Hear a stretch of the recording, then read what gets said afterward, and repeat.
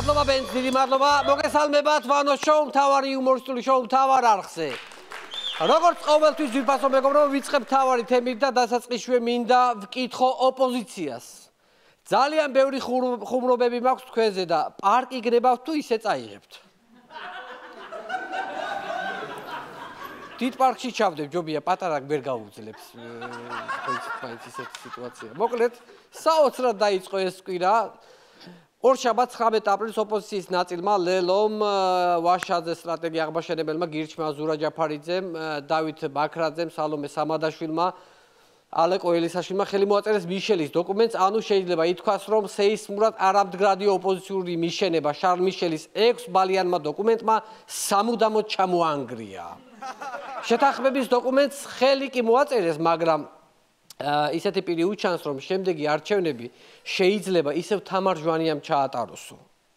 ანუ რა გამოდის? ამ არჩევნებსაც გააყალბებს ჟვანია, მერე იქნება პროტესტი, განახლდება ბოიკოტი, გულზე მუშტის ბრახურით ყველა პოლიტიკოსი იქნება დაუნდობელი, მერე ისევ ჩამოვა შარლ მიშელი, ჩამოგიტანს რამდენიმე პუნქტიან გეგმას ისევ, დავთანხმდებით ჩვენ, დაველოდებით შემდეგ არჩევნებს, მერე ისიც გაყალბდება. ეს წრე ისევ დატრიალდება ძვირფასო მეგობრებო და დაველოდებით შემდეგ არჩევნებს. მერე იქეთ ვიღაც პოლიტიკოსი გაიყიდება, ამაზე ხალხი აღშფოთდება, მერე სხვა პოლიტიკოსები დაიწყებენ ვაჭრობას, ამაშობაში კიდევ ერთი არჩევნები გაყალბდება, ერთი სიტყვით არაფერი გვეშველება ძვირფასო მეგობრებო, მაგრამ ფუსფუსი და დვიჟენია სულ იქნება ამ ქვეყანაში. აი ეს მახარებს, მინდა გითხრათ. სალომე სამადაშვილი ხელის მოსაწერად პარტიასთან შეუთანხმებლად მივიდა, განაცხადა, რომ მე ამ პარტიაშიო და ამ გაუგებრობაშიო ჩემი ადგილიო არ არისო და ლამაზი კალიგრაფიით მოაწერა ხელი. ისე მართალიცაა რა უნდა და სალომეს ნაციონალურ მოძრაობაში.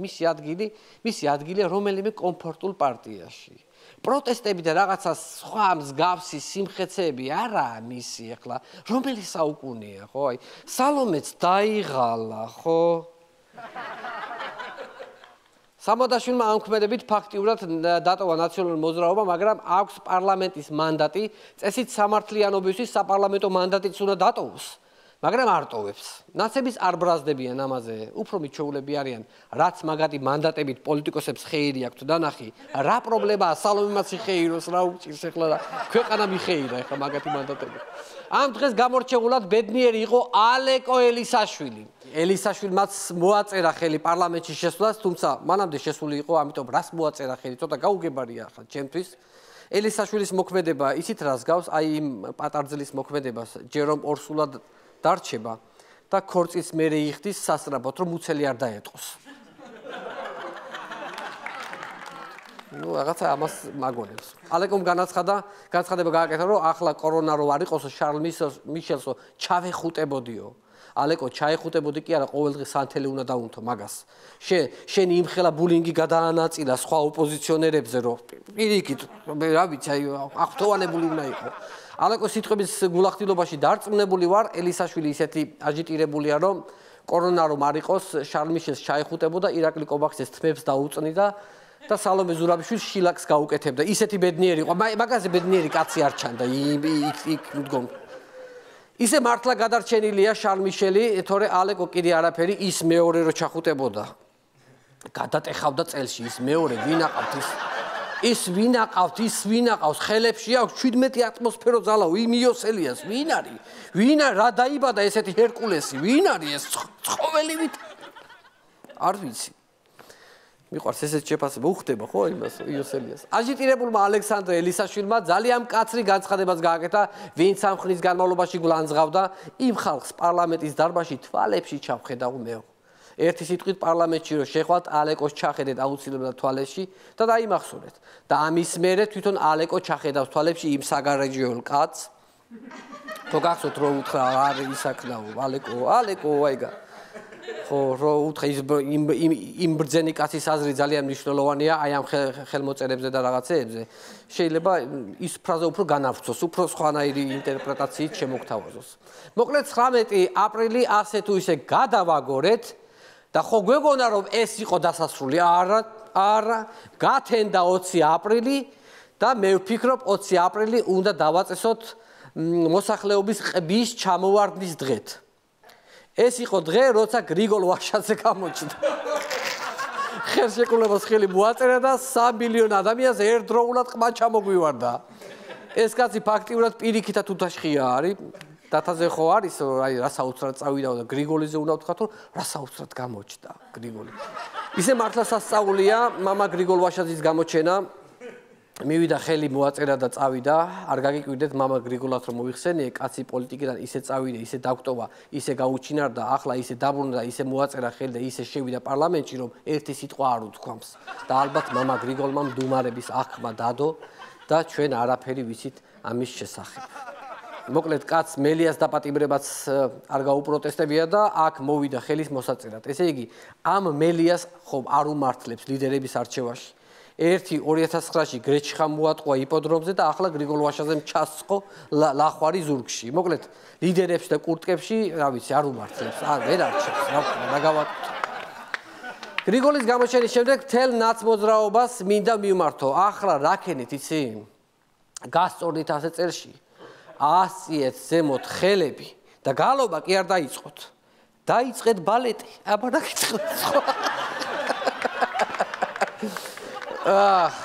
ხელის მოწერის შემდეგ გირჩი ეგრევე შევიდა პარლამენტის შენობაში და დაიწყო ოთახების არჩევა. ნათელი და დიდი ოთახი გვიდაო ივენთებისთვისო. ნათელი და დიდი კი არა, თქვენი ოთახი უნდა შეარჩიოთ სასადილოსთან ახლოს, რომ შეიკრიბებით მან და დაიწყებთ ქვეყნის ბედზე მსჯელობას, დამიჯერეთ, მოგინდებათ რამე საცმაცუნო, მაინც სტრატეგიულად იფიქრეთ, რომ საცმაცუნო მაინც გინდა, რომ სტრატეგიულად ხო ფიქრობ ქვეყნის განვითარებას.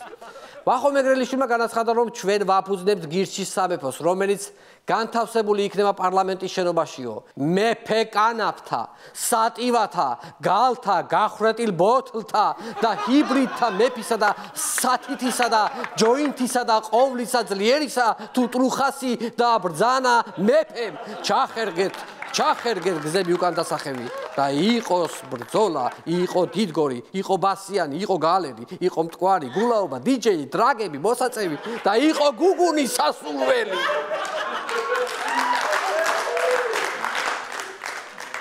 მოკლედ წლების შემდეგ პარლამენტის შენობაში იტყვიან, აქ გირჩის სამეფო გადაჭიმულია პარლამენტის დარბაზი და დერეფნის ბოლომდეო, როგორც ეს დიდი ვახტანგ მეგრელიშვილის დროს იყო, ისტორიაში შევლენ ეს ხალხი.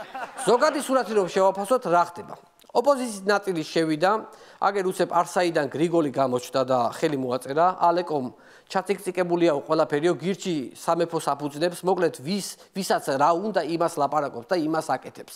ხალხის აზრი და სურვილი საერთოდ არავის აღარ ახსოვს და ბოტიში უკაცრავად ხელს ხوار გიშლით. არა მაინტერესებს, აი ჩვენ ხალხი ხელს ხوار გიშლით. რამე სუდად ხوار გამოგვივიდა ჩვენ ხალხს. რამე ისე უხერხულად ხوار გაგზნობინეთ თავი. გავალთ ჩვენ არ არის პრობლემა. თუ გინდა დაგტოვებთ მარტო თქვენ და დაგვიძახეთ მერე, როცა დაგჭირებათ ხალხი, რა ვიცი, გამოვალთ და დაგენახებით.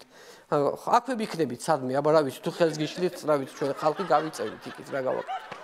მიმდინარე მოვლენებთან დაკავშირებით უკრაინიდან ჩაგვერთო მიხეილ სააკაშვილი და განაცხადა, რომ შემოდგომაზეო არჩევნების წინ ჩემი სიცოცხლის რისკის ფასადაც კი ჩამოვალ და თქვენს გვერდით დავდგებიო. ახლა უკვე დრო დაგვისახელა ჩამოსვლის, მაგრამ თუ უფრო ზუსტად გაინტერესებთ რა დროს ჩამოდის, გლოვოზე შედით და იქ ეწერება ზუსტი დრო, ადგილზე მოსვლის, რა დროს მოგვიყვანს კურიერი პირდაპირ. ბატონო მიხეილ, სანამ საქართველოში ჩამოხვალთ, კისერზე საკუთარი პოლიტიკური ფასი მიიწერეთ. თავიდან ყველა ოპოზიციონერი გეტყვით ჩამოდიო, შენს გვერდით დავდგებიო, მაგრამ ბოლოს ხო ვიცი რომ გაყიდიან თხასავით და ეგ ფასი მაინც იყოს სადმე მიწერილი, რომ ფიქსირებული იყოს და თუ გაყიდიან ხელ ზედმეტ ფულს მაინც აშოვნინებ კაცო, ისედაც დახეთქვაზია ჯიბეები ხალხს. ამ ყიდვა რაღაცა კარგი ვაჭრობაა, საქართველოში ადამიანებით კარგად ვაჭრობენ.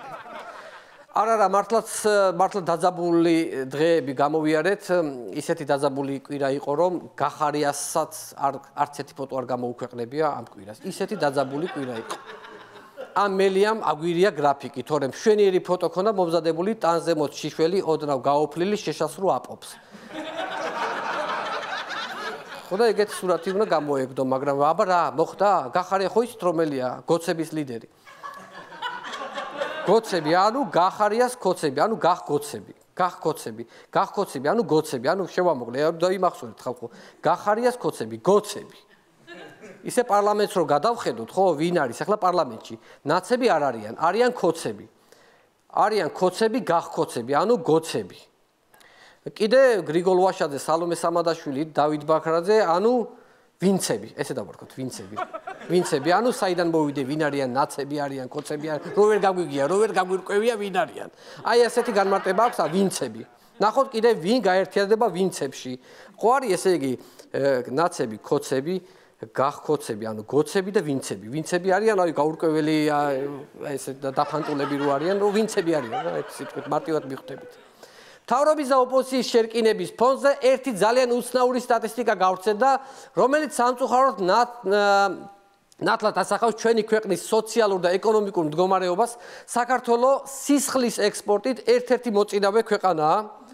ანუ ხალხი სისხლს აბარებს იმისთვის, რომ ლუკმა პურის ფული იშოვოს, ხვდებით შინაარსს ხო ძვირფასო მეგობრებო, სისხლის ექსპორტით ვლიდერობთ. არ და ღვინის სამშობლო ქვია და ექსპორტზე სისხლი უფრო მეტი გაგვაქვს ვიდრე ღვინო. წარმოიდგინეთ რა მდგომარეობაა ამ ქვეყანაში და ეს მთავრობა რომ არ გვიშრობდეს სისხლს ხო ახლა რამხელა მოგებაზე გავიდოდით ხო ეს ნაკლებად ხარისხიანი დასასრული ქონდა ამ ხუმრობას მაგრამ შევამსუბუქე ის ინფორმაცია რაც მოგიყევით მოკლედ მეგობრებო რომ დავაკვირდი ამ ძიმე სოციალურ მდგომარეობას რომ დავაკვირდი როგორ იქცევა მთავრობა როგორ იქცევა ოპოზიცია და როგორ მოაწერეს ხელი ამ ყველაფერზე ერთი რეაქტიული ლექსი დავწერე რამდენი ისწავლეს, რამდენი იწვალეს, რამდენი იშრომეს, რამდენი იფიქრეს, რამდენი იარეს, რამდენი ითათბირეს, რამდენი იჩხუბეს, რამდენი აპროტესტეს, რამდენი იშიმშილეს, რამდენი იომეს და მაინც მოაწერეს ხელი, რა გავაკეთოთ, რა გავაკეთოთ.